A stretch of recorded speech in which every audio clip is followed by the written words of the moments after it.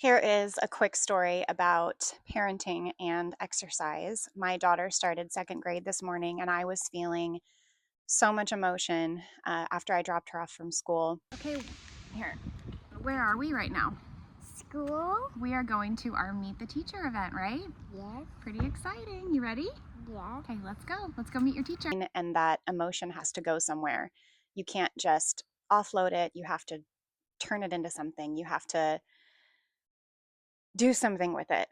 And so I'm sitting through my workday, working on projects and just trying to keep my mind focused after a morning of crying, taking her to school. She's my only child, and thinking all of these thoughts and emotions about her childhood, and then just trying to go on and have a normal day. But again, pain and love and all of these huge emotions that we have to do something with it. It doesn't just, either that or it stays in our body, and then we have to try to numb it somehow, or we have to just sit with it. And one of the things that I always do in these situations is I always work out. So as soon as I could, I left my house. I went for a run in the heat. And I can tell you that I wasn't feeling that pain this morning when I was running uphill in the heat. I wasn't feeling it when I was sweating and gasping for breath and really pushing myself during my workout. In this world that we live in, where we are all trying to learn how to use AI, we're all trying to figure out what it is that we're going to do with our futures, with our careers. Everything feels so uncertain right now. But one thing that we know for sure is that you can't offload, you can't delegate your workouts. We can only become the best versions of ourselves. And so, one of the best ways that I know how to do that is to always get my workout in. No matter what, I will always do some type of workout, unless it is like a true rest day where I'm fully invested in my family, or I'm fully invested in rest because I'm just exhausted. So, save like a random rest day here and there, I'm always going to get that workout in. So, I'm either going to be feeling the pain of, bringing my one and only child to her first day of second grade and mourning how fast her childhood is going and looking at her baby pictures, and then trying to be normal during my workday. I can either just sit with all of that pain and try to numb it somehow, but that's not who I am anymore. That's not what I do. I don't go to that glass of wine or bottle of wine in the evening anymore to try to numb that. I don't, alter my state of consciousness to numb that pain. But you have to put it somewhere. Otherwise, we hold it in our bodies and it just makes us unhealthy. Um, or we try to distract ourselves from it. So I would rather feel that pain running straight up a hill in the middle of the day, and be sweating. And I've turned that pain into, when I see her at the end of the day today, I'm going to be a better version of me because I did my workout and I had my work day, and I didn't just sit with it, and I didn't spend, waste people's time on the phone chatting about how sad I am. I knew that I was going to get the run in, and as soon as I could, I bolted out that door and I did it. And now I feel better. And yes, I still am having all of those feelings, but I'm feeling them from a completely different perspective now.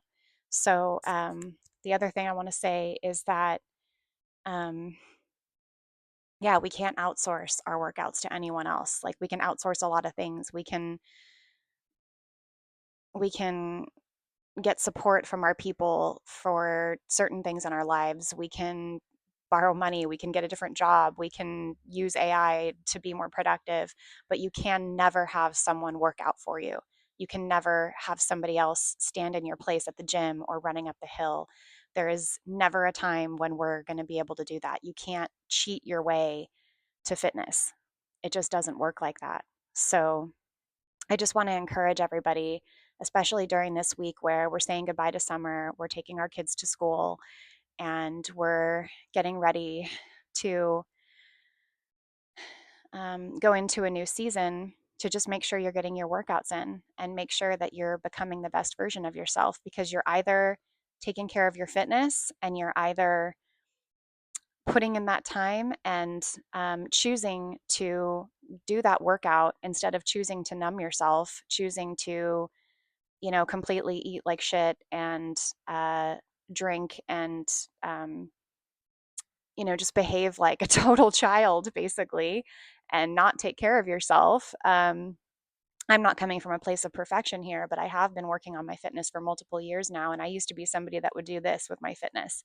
And it was just all over the place. It was a mess. I would fluctuate a lot and I just had trouble sticking with it. So if that's you, I'm not really talking to other fitness buffs here unless you need some motivation. But if that's you, if you're somebody who falls off a lot, who can't seem to commit to it, who tells yourself lies that you don't have the time because you do have the time, let's be honest. There's people a lot busier than you that figure out how to get their workouts in.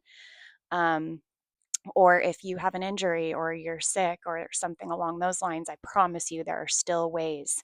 Maybe you're not going to be running up a hill in the middle of a hot day, or you're not going to be powerlifting at the gym, but there are fitness routines that will work for you and your body and the current state that your health is in right now. Um, so don't tell yourself those lies. Make sure that you are somebody who is going to just get the workout in and stop making excuses. Why? Because it's either that or you're going to be a burden on your family. It's either that or you are not going to be addressing preventable illness and you're going to have problems. So even if it's just for your mental health, even if it's just for your family, you have got to be the person who says, yes, I'm going to get my workout in today and I'm not going to lie to myself and come up with a million excuses to not just get sweaty today. It's really that simple. It's not easy, but it is simple. I stole that. That's not mine. Um,